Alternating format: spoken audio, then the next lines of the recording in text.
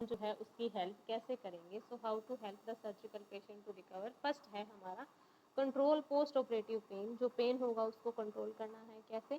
Check the patients pain level and location, भी कितने level का इसको पेन हो रहा है या फिर कहाँ पे लोकेशन असेस करनी है।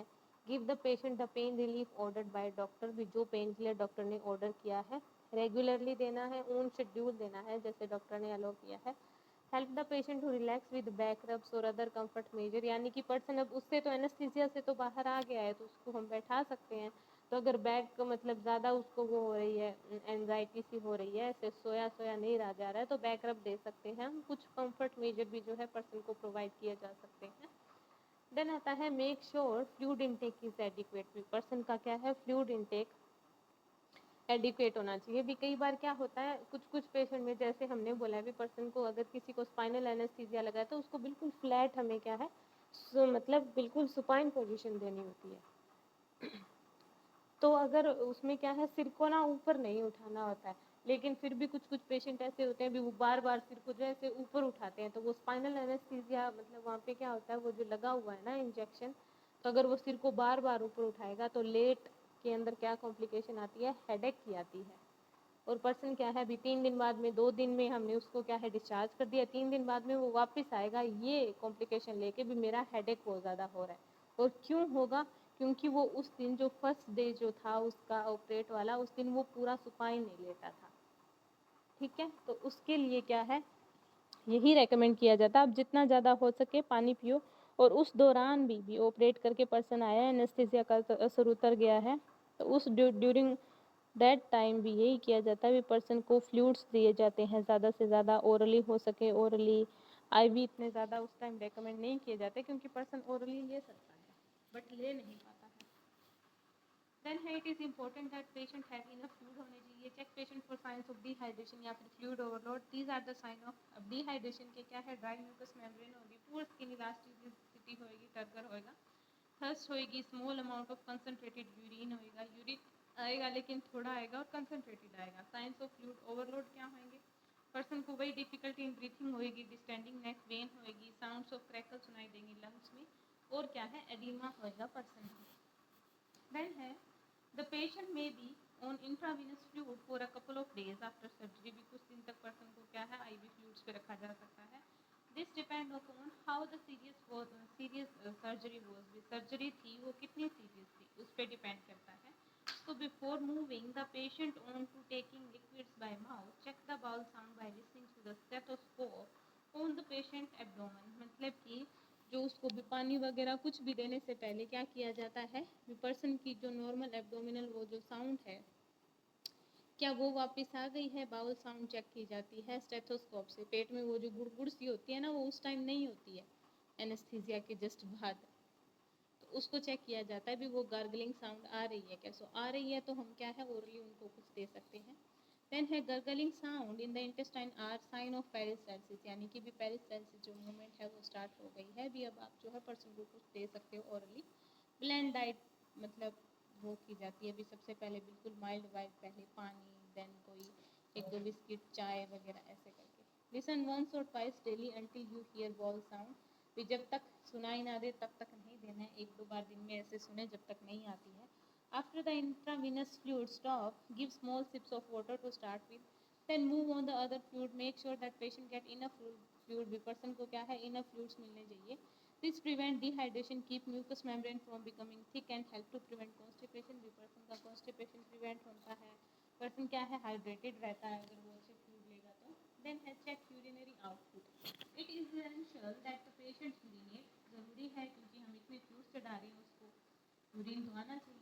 द पेशेंट में still have a urinary catheter for a time after surgery. भी कुछ टाइम तक क्या है वो जो यूरिनरी कैथेटर जो होता है पॉलिस कैथेटर वो पर्सन में अलो होता है। भी पर्सन को उठता है तो पेन वगैरह आता है तो उसके लिए। So if not you must help the patient to urinate. लेकिन अगर नहीं है उसको जो है रिमूव कर दिया गया है तो हमें क्या है हेल्प करनी है पर्सन की यूरिनेट करने में।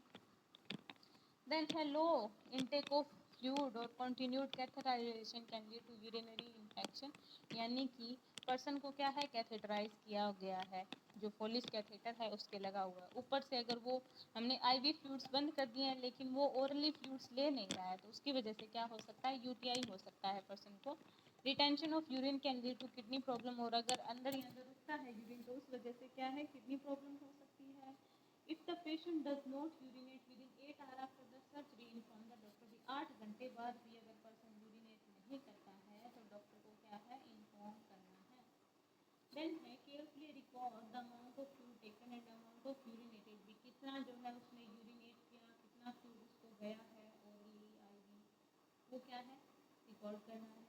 If the patient is getting enough fluid by mouth और intravenously the urine should be clear, भी अगर इनफ फ्लूइड पर्सन ले रहा है आईवी या फिर ओरली तो यूरिन का कलर क्या है क्लियर होएगा।